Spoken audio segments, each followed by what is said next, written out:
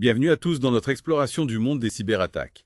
On en entend parler constamment, mais aujourd'hui on va vraiment plonger dans le vif du sujet, comprendre les différents types d'attaques, Oui. et surtout l'impact croissant de l'intelligence artificielle. Hmm. Et pour nous guider dans cette jungle numérique, j'ai avec moi un expert en cybersécurité. Bonjour, ravi d'être là. Alors commençons par le commencement. Notre source détaille plusieurs types d'attaques. On peut les regrouper en quelques catégories non. Tout à fait. On a d'abord les attaques qui misent sur le volume, comme le déni de service, le fameux DOSS. Imaginez un restaurant qui reçoit soudainement des milliers de commandes en même temps. Ah oui. Impossible de servir tout le monde, le système s'écroule. C'est le principe du DOS submerger un serveur de requête pour le rendre inaccessible. Ah oui, le bon vieux DOS. Notre source mentionne l'attaque Billion Laughs, un petit bout de code qui se réplique de façon exponentielle et paralyse le système. On dirait une attaque assez sournoise. Effectivement. Et si le DO est l'œuvre d'un seul attaquant, le DDoS lui utilise une multitude de sources, un réseau de machines zombies pour amplifier l'attaque. D'accord. C'est comme si, au lieu d'un seul restaurant, on attaquait toute une chaîne de restaurants simultanément. D'accord, donc des deux DOS, ce sont les blues de CP du monde des cyberattaques. Mais on a aussi des attaques plus subtiles, comme le phishing. Exactement. Le phishing et sa variante, le spear phishing, mise sur la manipulation et la tromperie. On se fait passer pour une source fiable pour soutirer des informations sensibles. Oui. Un peu comme un escroc qui se déguise en banquier pour gagner votre confiance. Et c'est là que l'intelligence artificielle entre en jeu. Non. J'ai lu que l'IA permet de créer des emails de phishing ultra personnalisés, presque impossibles à distinguer des vrais. Absolument. L'IA analyse vos données, vos habitudes en ligne, pour créer des messages qui semblent provenir de vos contacts, de votre banque de sites que vous fréquentez. C'est beaucoup plus convaincant qu'un email générique envoyé à la masse. On dirait un scénario de film d'espionnage. L'IA au service du crime. Mais ça ne s'arrête pas là, n'est-ce pas? Il y a aussi les malwares. Les malwares, ce sont des logiciels malveillants conçus pour infiltrer vos appareils et causer des dommages. Il en existe une multitude. Ouais. Des enregistreurs de frappe qui volent vos mots de passe, Ah oui? des ransomware qui prennent vos fichiers en otage, et bien d'autres encore. Et devinez quoi, l'IA rend ces malwares encore plus redoutables. Ah oui, j'imagine. Elle les rend plus intelligents, plus difficiles à détecter. Exactement. L'IA permet au malware d'évoluer, de muter, de contourner les antivirus traditionnels. C'est comme un virus biologique qui mute pour résister aux antibiotiques, Ouais. une véritable course aux armements technologiques. On a donc les attaques en force, les attaques par la ruse et les attaques par infiltration. Un véritable arsenal numérique. Il y a encore d'autres types d'attaques, n'est-ce pas? Par exemple, l'attaque Man in the Middle, le MITEM. Ah oui, le MITEM. Imaginez que vous envoyez une lettre à un ami et qu'un espion intercepte la lettre en chemin, lit son contenu et la modifie avant de la remettre à votre ami. Ok. C'est le principe du MITEM. Se placer entre deux interlocuteurs pour espionner et manipuler leur communication. Et ça arrive souvent, ce genre d'attaque. Plus souvent qu'on ne le pense. Par exemple, si vous vous connectez à un Wi-Fi public non sécurisé, un pirate peut intercepter vos données, vos mots de passe, vos informations bancaires. D'où l'importance de toujours utiliser un VPN sur les réseaux publics. D'accord, le Wi-Fi public, c'est piégé.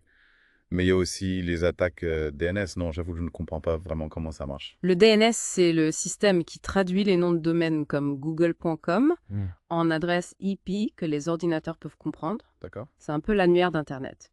Lors d'une attaque DNS, le pirate manipule cet annuaire pour rediriger les utilisateurs vers de faux sites web ou bloquer l'accès à certains sites. Donc si je tape google.com dans mon navigateur, je pourrais me retrouver sur un site pirate sans même m'en rendre compte. Exactement. Notre source mentionne le cas de l'organisation criminelle Roaming Mantis qui compromet des routeurs pour rediriger les utilisateurs vers des sites malveillants et installer des malwares. C'est une attaque sournoise et très efficace. Bon, je commence à me sentir un peu paranoïaque. Et pour finir ce tour d'horizon des techniques de piratage, parlons de l'injection SQL. C'est quoi au juste? Imaginez une immense bibliothèque avec des millions de livres. Le SQL, c'est le langage qui permet de rechercher et de gérer ces livres. L'injection SQL, c'est comme si un voleur se faufilait dans la bibliothèque et modifiait les fiches des livres pour voler des informations, les modifier, ou même effacer des livres entiers. C'est une attaque qui vise les bases de données, donc. Exactement.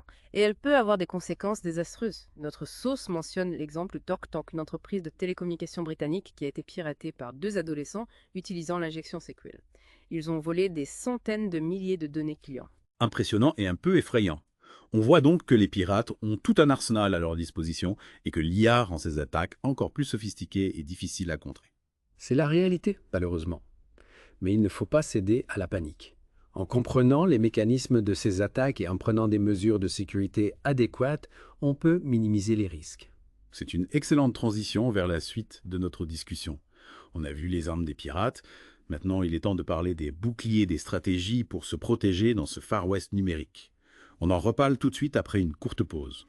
Reprenons notre exploration des cyberattaques en nous focalisant sur l'intelligence artificielle. Comme nous l'avons vu, l'IA joue un rôle grandissant dans ce domaine, et pas forcément pour le meilleur. Oui, l'IA, c'est un peu le couteau suisse des pirates. On a évoqué son utilisation pour personnaliser les emails de phishing ou pour créer des malwares mutants, mais j'imagine que ce n'est que la partie émergée de l'iceberg. Absolument. L'un des aspects les plus inquiétants, c'est l'automatisation des tâches.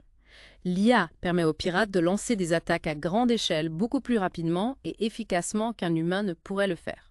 C'est un peu comme si on remplaçait une armée de soldats par des robots ultra performants, capables de mener des opérations complexes en un clin d'œil. On se croirait dans un film de science-fiction. La comparaison est assez juste. Imaginez par exemple un botnet piloté par l'IA capable d'analyser le trafic Internet en temps réel et de lancer des attaques DDoS ciblées sur les infrastructures les plus vulnérables. C'est une menace redoutable. Et du côté de la défense, on fait quoi pour contrer ces attaques boostées à l'IA? On utilise aussi l'IA pour se protéger. Bien sûr, l'IA est une arme à double tranchant. Les experts en cybersécurité l'utilisent pour développer des systèmes de détection et de prévention plus performants, capables d'identifier et de bloquer les attaques sophistiquées. C'est une véritable course à l'armement technologique. Alors, Exactement. Les pirates et les défenseurs utilisent les mêmes outils, les mêmes technologies, et c'est celui qui a une longueur d'avance qui gagne.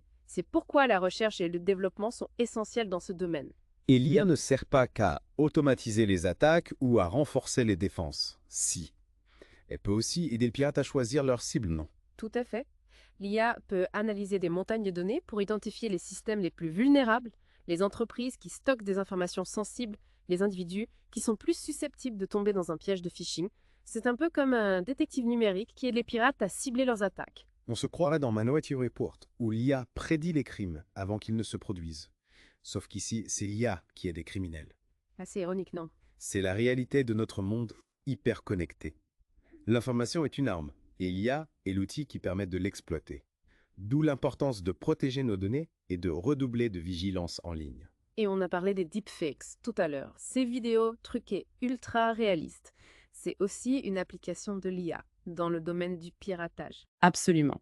Les deepfakes peuvent être utilisés pour propager de fausses informations, discréditer des individus, manipuler l'opinion publique, ou même pour usurper l'identité de quelqu'un afin de commettre une fraude.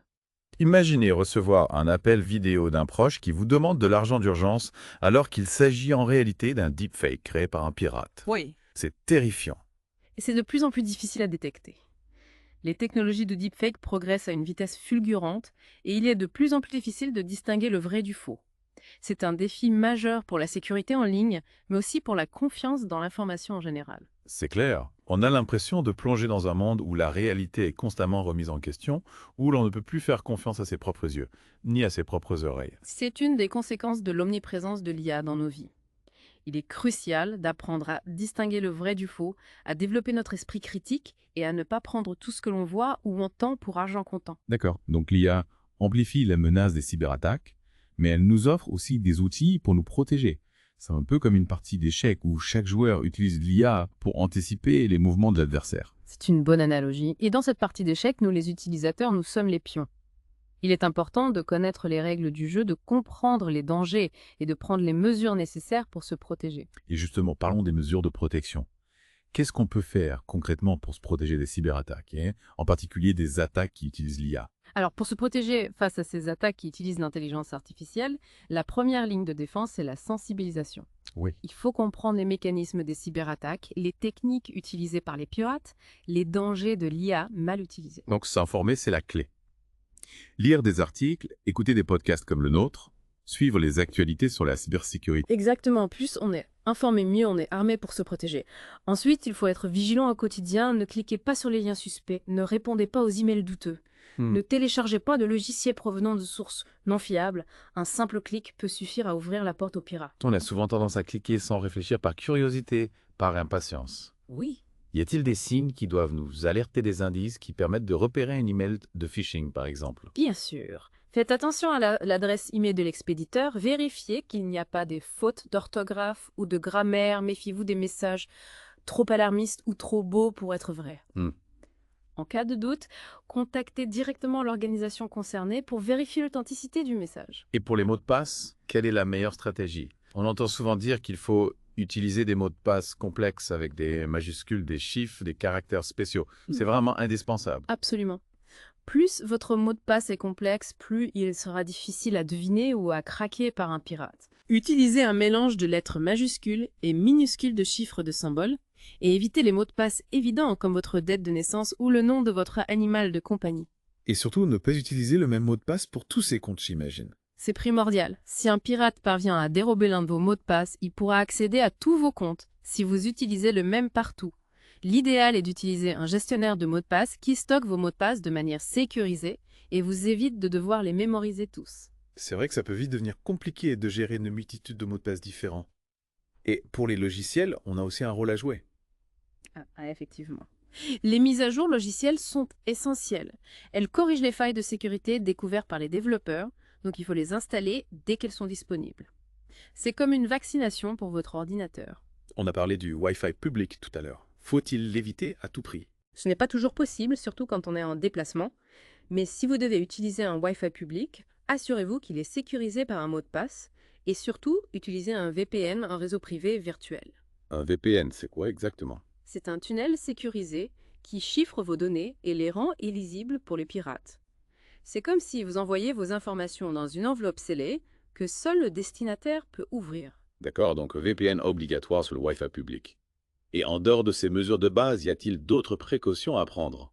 Bien sûr, installez un antivirus performant sur votre ordinateur et sur votre smartphone, activez le pare-feu de votre système d'exploitation, sauvegardez régulièrement vos données importantes sur un support externe et surtout, restez informé des dernières menaces et des nouvelles techniques de protection. C'est un travail à temps plein, finalement, la cybersécurité. On se croirait dans un film d'espionnage où il faut constamment se méfier, déjouer les pièges, anticiper les attaques. C'est un peu ça, oui, mais il ne faut pas céder à la paranoïa. En adoptant les bons réflexes, en se tenant informé et en utilisant les outils adéquats, on peut naviguer sur Internet en toute sécurité et profiter pleinement des avantages du monde numérique. C'est un message rassurant, merci. Et si malgré toutes ces précautions, on se fait pirater, que faire? D'abord, ne paniquez pas. Signalez l'incident aux autorités compétentes, changez immédiatement vos mots de passe et analysez ce qui s'est passé pour éviter que cela ne se reproduise. Et surtout, n'ayez pas honte d'avoir été victime d'une cyberattaque. Ça peut arriver à n'importe qui. C'est vrai. Le plus important, c'est de tirer des leçons de ses erreurs et de renforcer sa sécurité pour l'avenir. Merci beaucoup pour tous ces conseils précieux. J'espère que cette plongée dans le monde des cyberattaques aura éclairé nos auditeurs et les aura aidés à mieux se protéger dans ce Far West numérique. J'espère aussi la cybersécurité est l'affaire de tous. En étant informés, vigilants et en collaborant, nous pouvons créer un environnement numérique plus sûr pour tous. Sur ce, je vous remercie de nous avoir écoutés. Restez connectés, mais restez prudents à bientôt pour une nouvelle exploration du monde numérique.